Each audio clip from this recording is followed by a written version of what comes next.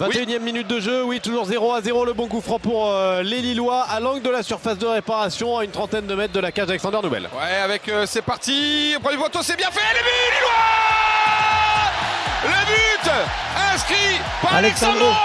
Et voilà, il réussit son match, le Brésilien, et le coup franc est bien tiré, hein, franchement, suite à une faute de Matazzo sur un Lillois.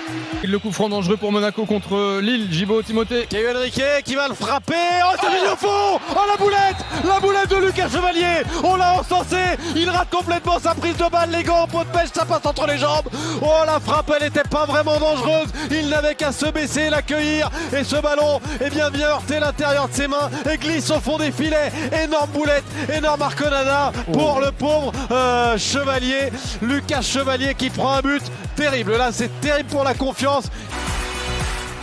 Incroyable ce que vient faire Jonathan David, ça touche le poteau mais c'est Cabella qui la met au fond, mais il fait un festival face aux défenseurs monégasques, mais juste avant il avait failli de redonner l'avantage aux Lillois, mais alors est-ce qu'il est rentré ou pas? On va voir parce que... Non, il n'est pas rentré parce que ce poteau est sortant et il revient sur Rémi Cabella qui a bien suivi, magnifique festival de Jonathan David avec Jean qui vous l'a dit, une possibilité un tout petit peu plus tôt avec Cabella à la passe, avec à la reprise Jonathan David, tout le stade a cru au but, finalement il n'en était rien, le ballon était mort au pied du poteau d'Alexander Nubel, mais cette fois c'est au fond avec le magnifique crochet d'Isassi qui met ce ballon sur le poteau ou Jonathan Bamba.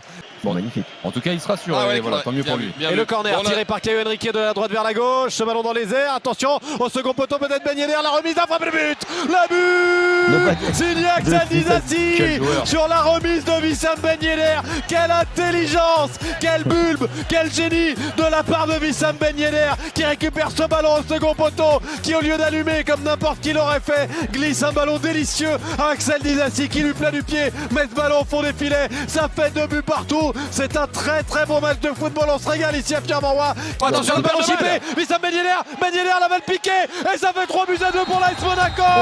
Oh, l'erreur de la défense centrale lilloise avec Wissam Ben Yedder qui chippe ce ballon.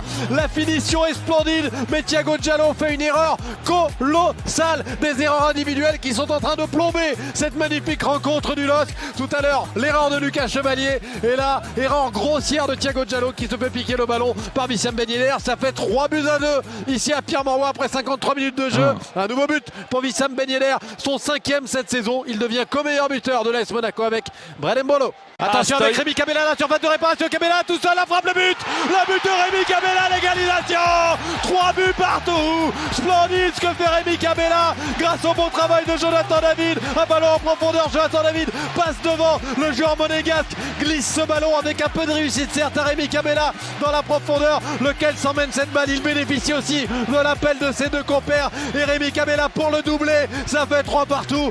Il y a une possibilité avec Angel Gomez avec Bamba, la frappe, le but de Jonathan Bamba.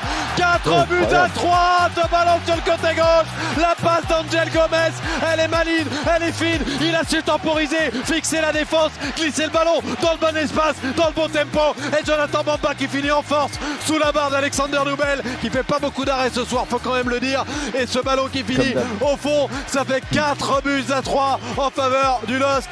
Peut-être un dégagement à suivre, peut-être que l'arbitre va siffler la fin de ce match. C'est terminé. Fait. Victoire de Lille, la 3e consécutive, 4 buts à 3. Lille qui se relance dans ce championnat, puisque les Dogs remontent ils passent de la 7e à la 6e place, mais surtout, eh bien, ils sont dans le peloton des prétendants à l'Europe.